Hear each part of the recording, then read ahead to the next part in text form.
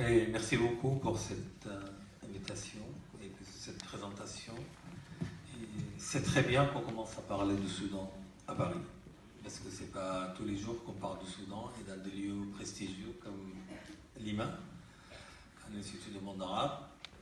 Mais malheureusement, on ne parle pas du Soudan comme on aimerait parler du Soudan, de ses ressources, de ses potentiels, son avenir.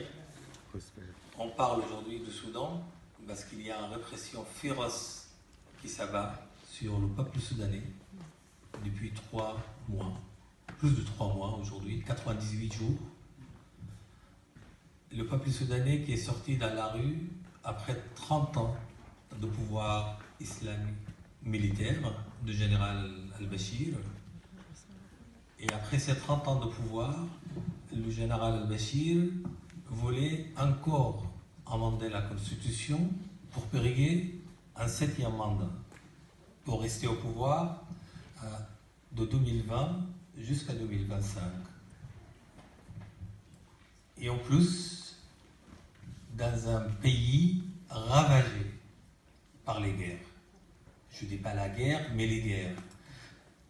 Les 30 ans du général al-Bashir, le peuple soudanais n'a pas connu que les guerres.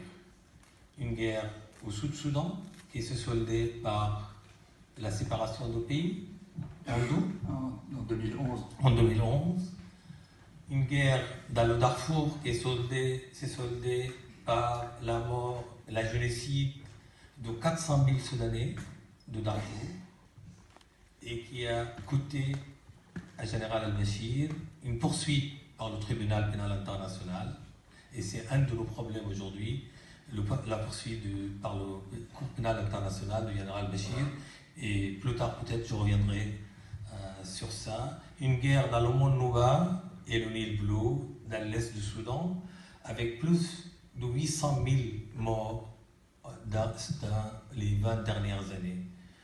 Ces guerres, cumulées avec une crise économique sans précédent, malgré les ressources économiques énormes du pays, on a perdu 70 milliards de dollars de richesses pétrolières qui s'étaient valorisées par la corruption dans le pays. Et ça, ce n'est pas mes chiffres, c'est les chiffres de Transparency International qui met le Soudan dans le 176e position sur 180 pays sur l'échelle de la corruption mondiale. Une richesse qui a été pillée par le régime, mais en plus de ça, au mois de décembre, on a vu le prix du pain augmenter. Il y avait une pénurie de pain, il y avait une pénurie d'essence, le prix d'essence aussi a augmenté, il n'y avait plus de gaz pour cuisiner à la maison, et les gens, après ces 30 ans de galère, 30 ans de dictature, ont dit on en a marre. On en a marre. Ils sont sortis dans la rue, et ça a commencé le 19 décembre, et ça a commencé le 14 décembre, dans une ville au sud-est du Soudan, au sud de Al-Gadaref, il s'appelle Damazine, c'est la capitale du Nil Bleu. Les gens là-bas ont sorti dans la rue pour demander